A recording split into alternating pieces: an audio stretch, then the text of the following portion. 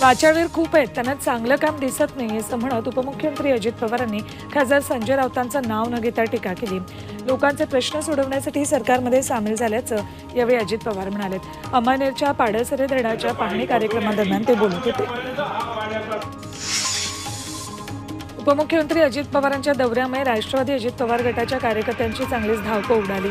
अजित पवारांनी सकाळी 6 वाजता दौऱ्याला सुरुवात केल्यानं कार्यकर्त्यांना थंडीच्या कडाक्यात कार्यालयात हजर राहावे लागले। जेसीबीच्या साहाय्याने अजित पवारांना फुलांची उधळ त्यांच्यावर करण्यात आली। संभाजीराजे छत्रपती यांचे सकाळचे सगळे कार्यक्रम रद्द करण्यात आले। संभाजीराजेने स्वतः ट्विट करून ही माहिती दिली।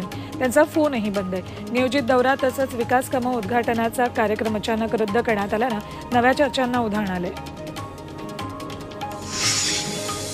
गहिनीनाथ गडावरील संत वामनभाऊ महाराज यांचा 48वा पुण्यतिथी सोहळा आयोजित करण्यात आला।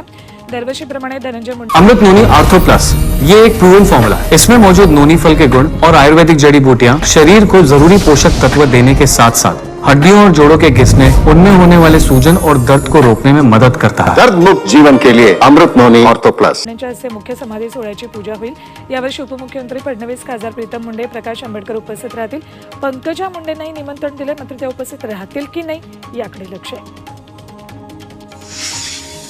अकोल्यातल्या कापशी ते बार्शी टाकळी या रस्त्याची खड्ड्यांमुळे अक्षरशः चाळण झाली। नोव्हेंबर-डिसेंबरमध्ये खड्डे बुजवले, मात्र त्याचा काहीही उपयोग झाला नाही असा आरोप स्थानिकांनी केला। शेतकरी आणि विद्यार्थ्यांची या मार्गावर वर्दळ असते। खड्ड्यांमुळे अपघाताला निमंत्रण असल्याचं म्हणत रस्त्यावरचे खड्डे बुजवण्याची मागणी स्थानिकांनी केली आहे। भंडाऱ्याच्या खराशी इथल्या शाळेला गावकऱ्यांनी कुलूप ठोकले।